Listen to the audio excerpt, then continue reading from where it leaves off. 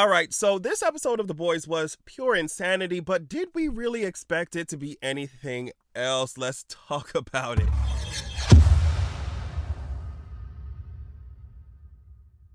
All right, so we start out with this V Expo stuff, and I just think it's so funny. Like, it obviously is supposed to give like Disney Expo, Marvel convention tease, right? Especially when they start talking about the different phases. The Deep was talking about like, oh, we're showing you phases 7 through 19. I was like, yeah, that's how they do it. With this complicated ass map, you're like, yeah, that's how they do it. Move shit around, delay shit, like that's how they do it. So Sage ends up trying to talk to Homelander while at the event, but he's completely out of it, which makes sense given what happened last episode. So we switch to Huey's dad. Huey's dad feels great. That's what he says. Great. After Daphne gave him the Compound V, she said that it fell from Huey's pocket. And remember last video I had said, I feel like she took that shit from his jacket. She was like, to Huey, she was like, you grew up without one parent. I couldn't stand the thought of you losing another one. Huey's obviously concerned, but she's just like, well, look at him. Just look at him. He's fine.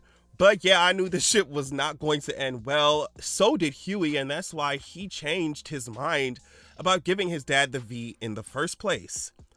What else? Of course, Firecracker is gonna press charges. Like, of course she is.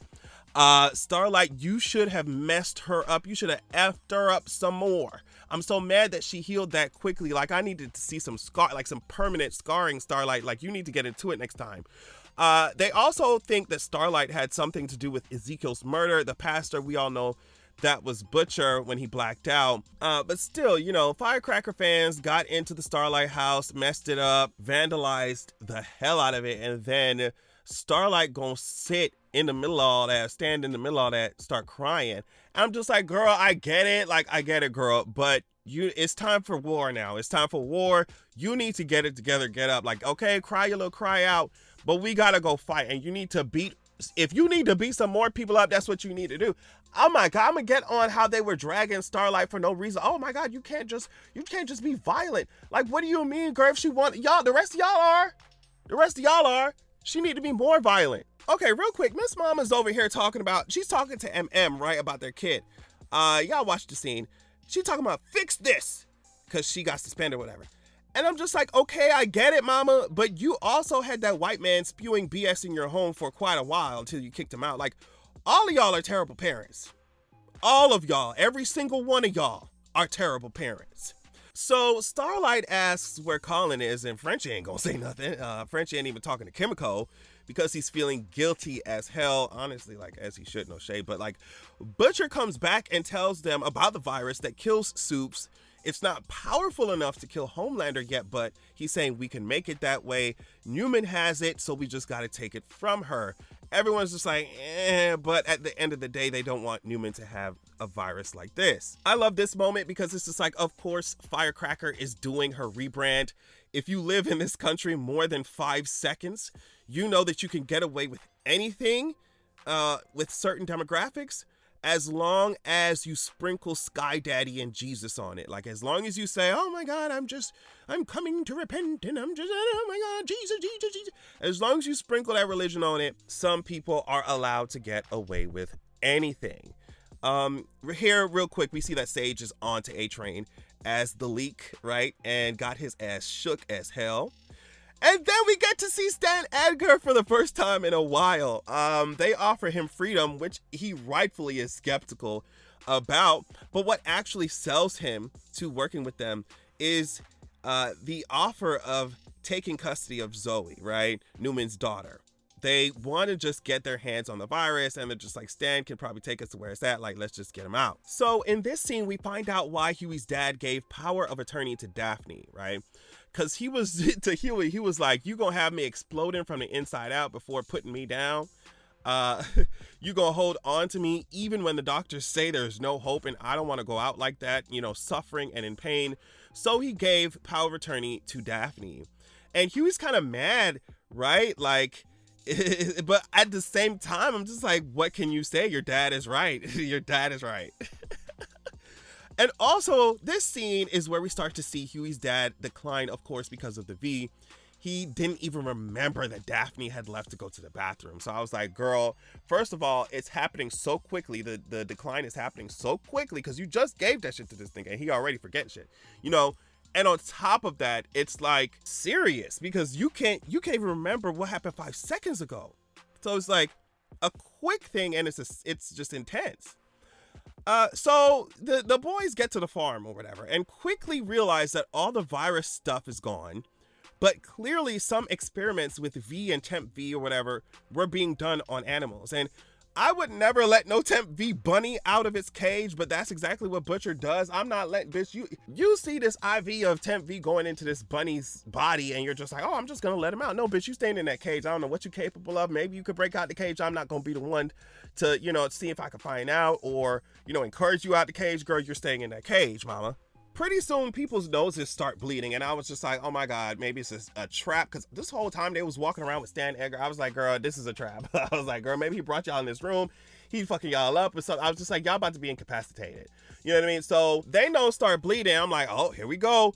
But it's Victoria. In walks Victoria Newman. She's like, don't play with me, Stan. You should have known I'd be keeping tabs on your silly ass. I mean, Starlight's powers ain't working. They acting up. Why are we not surprised? Victoria's asking for Samir, who we find later in the episode what's going on with that, right? But by the end of the scene, Stan is proposing that they all just work together at this point. I'm sorry, but this diversity stuff was so funny to me because like this is really how tone deaf these companies are for real. The black added thing was crazy enough as it is, but then to advertise that if you're white and watching one of these Vought shows that you'll see this beer, but if you're black and watching the same show, you'll see some cognac. I cackled, bitch, because I was like, why does my black ass think that cognac look good though? Like, okay. Just terrible. Black added, the diversity brownie points. It's just such a perfect the portrayal, I would say, of how these companies really be acting in real life. So Homelander made Ryan's son this weirdo guy. You already know. It was basically the start of what he does to Ryan this entire episode. Homelander acts like he's been emancipated from slavery. Like, oh my God, Homelander, please save it. He's just like, it's like being a slave, but worse. And I'm just like, what does your white superpowered ass know about being a slave, girl? Shut the hell up. But Homelander says to his son, as far as I'm concerned, this whole planet is empty except for us. And we already know what that means. They're about to be bringing down mayhem and tribulations upon this planet together. Like, that's exactly what they're about to be doing. So Stan criticizes Victoria for shooting Zoe up with V. But Victoria was like, girl, I'm gonna protect my daughter, not like your ass who only tried to hide my ass because you were ashamed of me. And I was like, ooh. Ooh. Here we find out that there are V'd up chicken. I mean, they were flying through people. Victoria was exploding them. Starlight still can't use her damn power. I'm just like, God damn, bro. Light bulb ass bitch. Starlight. Oh, candlestick ass bitch. Like, girl, get your shit together. Newman told everyone that Butcher promised to steal the files that they had on her if she gave him Ryan. And Butcher's like, what? Why is everyone mad? Why is everyone mad? I didn't go through with it. But why y'all still mad at me? Oh my God. And I'm just like, Butcher, you are so annoying. You're just so annoying. I wouldn't trust you as far as I could throw your ass. Like, and Starlight's right to bring it up. Sorry. Ashley gets dumped here. She's trying to tell him to go get his beads back. Put his beads back where they're supposed to be, them vibrating beads. And the guy was like, nah, you're not really giving me dom tease anymore. Like, it used to be fun when you was running shit around here, but it's not giving that no more. So, yeah, I'm out. I'm dumping you. And this is obviously important for later, RIP. So here, Firecracker kind of threatens Sage, and I wonder what's going to come of that, obviously, because Firecracker knows that Sage set it up so that Starlight could beat her ass like that. Love to see it. But yeah, I wonder what's going to come of this threat, if anything. Now, Newman implies that Starlight was out of control for beating up Firecracker, but I don't think so at all. Like, at all. When she implies that Starlight doesn't even know who she is, Like, doesn't even know who her own self is. Victoria gets her shit rocked. And I was like, damn, Starlight, you were so mad that you did not even care about getting your head popped. I see. I understand. But, like, this whole episode, I feel like Victoria was just holding herself. Like, if she wanted to off all these niggas, like, I feel like Victoria could have really done it. I think she was holding herself back the entire episode, especially if she just walked in the room the first time y'all seen her and she made all of y'all noses bleed. Like, she was holding back. So apparently Ashley did way more than leave a shit in Homelander's toilet. A-Train was like, get Sage off my back because she's onto me or we're both going down. And obviously we see what comes of that later. So back to the hospital or whatever, Huey's dad is missing for a second. They find him holding another patient's heart.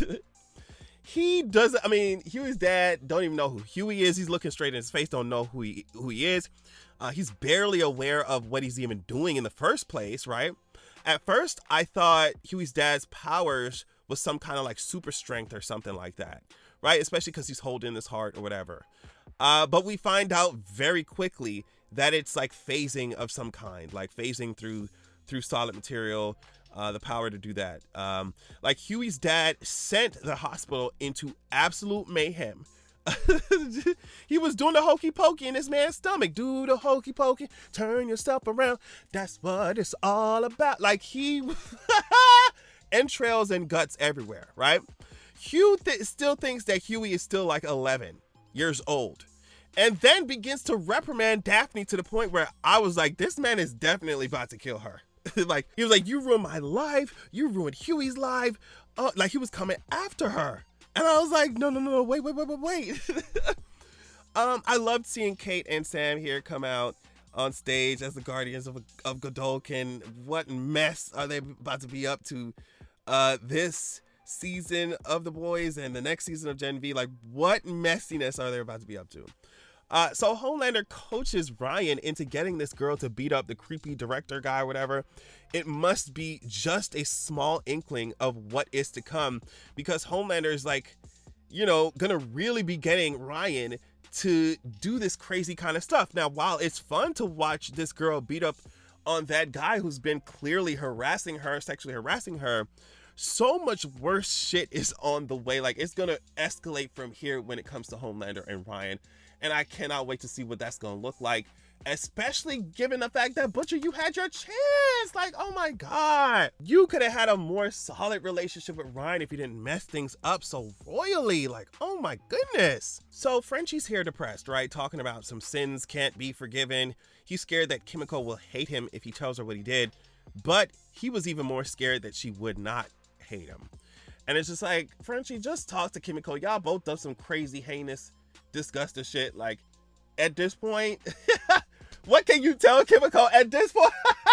At this point, what can you tell her, girl? Like, she definitely ain't gonna hate you. She ain't gonna hate you, and you are afraid of that. I get it, but it's like, at this point, what can y'all do except hold each other's hand, like she said, through the shit? At this point. Then a bull comes out of nowhere. I'm just like, oh yeah, y'all are fucked. Because I immediately assumed, like Butcher said, that was a V'd up bull. But like then the sheep come flying in and tear that shit up. I was like, oh my god. Oh, these flying destructo sheep. Like, you got to get me out of here. You got to get me out of here. So they run to the barn thing or whatever. I don't even know whatever. Some fucking shit here.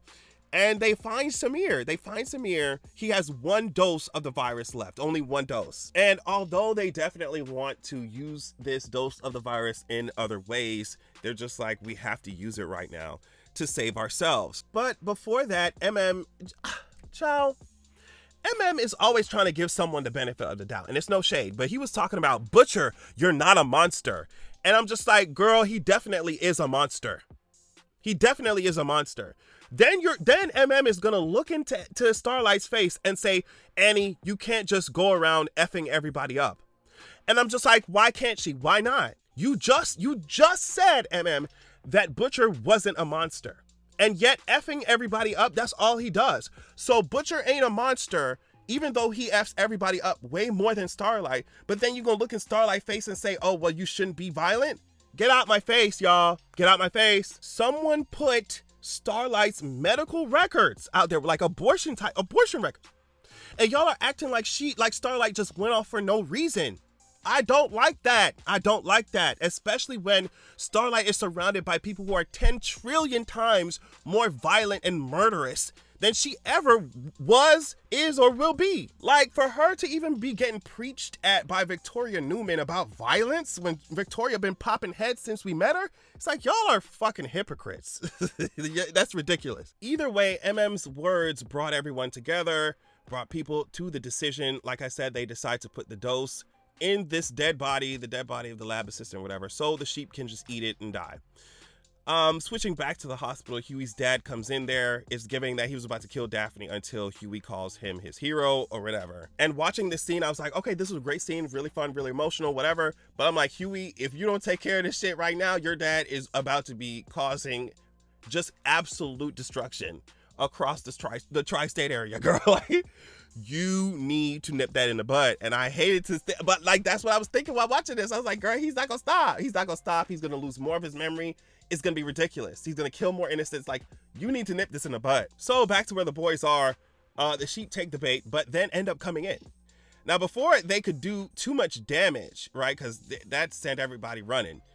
The sheep just projectile vomit and just keel over and die. I'm just like, this virus is ridiculous.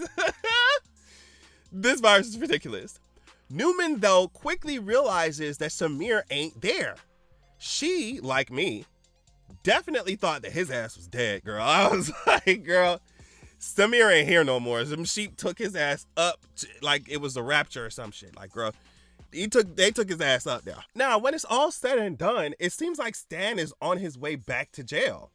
The people only found Samir's foot and they showed it to Victoria like, hey, girl, this all we could find, honey. Seemed like he liked to shop at DSW Payless, some shit like that, girl. This is shoe. Yeah, you recognize the shoe, honey? Yeah. It's like, okay, thanks. Thanks for showing me this severed leg and shoe, hun. I did like his style too. But Victoria ends up popping the driver's head, the driver who's taking Stan back to wherever he needed to be. And the look on her face is almost like, yeah, we got issues. And even on Stan's face, it's like, yeah, we got issues, but like, I'm running out of people I can semi-trust at this point. Especially in the case of Victoria when she feels like she just lost Samir, right? Homelander tells everyone, hey, y'all ain't gonna be no cute and cuddly celebrities no more. You're gonna be wrathful gods. If we have to do some cruel and disgusting stuff, then that's what we're gonna have to do. So they bring in who they think is the leak, right? And it's Ashley's ex. And I immediately was like, oh yeah, Ashley set this up. She got him good. 2 birds, 1 stone, right? Save myself and A-Train and then get back at my ex, right? Her smirking around this corner was so much fun to see. Obviously, A-Train is feeling disgusting about this because he knows that he's the leak. He knows that this guy is the setup, right? He knows this guy's about to die, but it's just like, it's either him or me, girl. And I'm sure he 100% knows that Ashley was the one who set the shit up. Even Sage catches on to some shit. Obviously, you know, Sage was gonna be the first one to get it, to put things together, right? But it was just a mess. Kimiko sends a text to Frenchie wanting to talk, but he's turned his silly ass into the cops. Okay. I'm not even gonna entertain that bullshit. Because it's just like, at this point, all of y'all are outlaws, and if one of y'all gonna turn yourselves into cops, it's like, all y'all need to just go to the station. Anyway, Huie kills his dad here, essentially, and it's just like, yeah, it sucks, but this really had to happen. Like, there is absolutely no telling what would have happened. I mean, we already see the crazy stuff that happened in the hospital, but can you imagine if he got out? Like, it's just what they would do to him, what he would do to other people. It would just be a mess. Now, I am much less suspicious of Huey's mom at this point, but I mean, she's working for Vought, like, and I guess, you know, Vought is a huge company and everybody works for Vought at this point because it's a big global company, whatever. But still, I don't know. I'm going to keep my eye on her. Now, we find out that Samir is not dead. Samir is not dead. Butcher and Joe just made it look like it. They literally chopped his fucking leg off.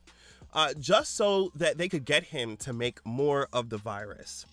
Now, I think that Butcher thinks that this is going to end in a happy ending.